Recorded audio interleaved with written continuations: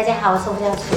这是我老公之前在网上买的一箱黄姜，吃了这么久还有半箱，所以今天就打算用来做姜糖吃。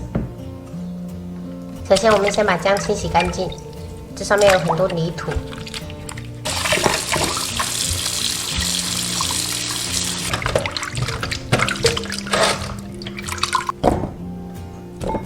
把姜皮刮掉，因为姜的皮比较寒，所以最好是给它刮掉。我感觉我日常刮姜，我都很喜欢用这种铁汤匙，就比较干净而且很快。像这种缝隙，刮皮刀刮不掉的，像这种铁汤匙就很方便。哦，对了，朋友们，有没有发现我换了一个新的围裙？这是我婆婆昨天去镇上给我买的。她觉得我之前那个围裙，就是闽南话的意思，就是那种阿扎骂，就是行的那意思。就是说，觉得朋友们怎么看得下去，看这么久我的视频都不觉得那个围裙脏，所以就赶紧给我买了一个，感觉它的眼光还不错吧，还挺漂亮。再用流水把表面残留的皮清洗干净，把黄姜切成小一点的块，加入到料理机里面，称了一下，这些黄姜400克，打成姜末。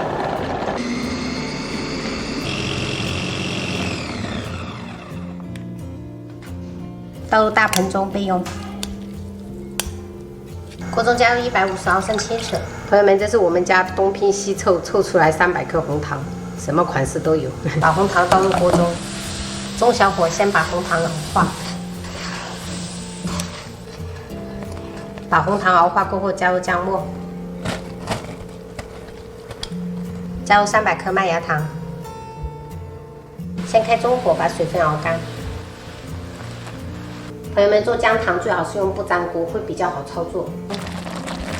朋友们，这是熬了7分钟的状态，像这样子再转小火慢慢熬，中途一定要不停的这样搅拌。朋友们，这是熬了20分钟的状态，就是明显感觉很粘稠，可以用筷子取一撮，加入到冷水中降温。像这样拿起来捏，这种硬度就是你成品过后的硬度。如果想要很硬的话，再煮一会儿；如果想要有一点点软硬适中的话，就像这样熬20分钟就可以了。容器里面铺一张油纸，然后把姜糖倒进去，趁热用汤匙给它抚平整。朋友们，铺好过后，我们自然给它放凉就可以了。等一下再来切。是不是有很多朋友不敢洗这种沾满糖的锅，就觉得好像很难洗？今天就教大家一个小方法，我平时就是这么洗的。往锅中倒入冷水，大火烧热，水加热，这些糖就会融化，就很好清洗。周边这些没有擦到的，就直接这样擦一下就来了。千万不要用冷水洗这种沾满糖的锅，不然你会洗到怀疑人生的。是不是感觉像新的一样？这样洗就很方便了。把姜糖先切成长条。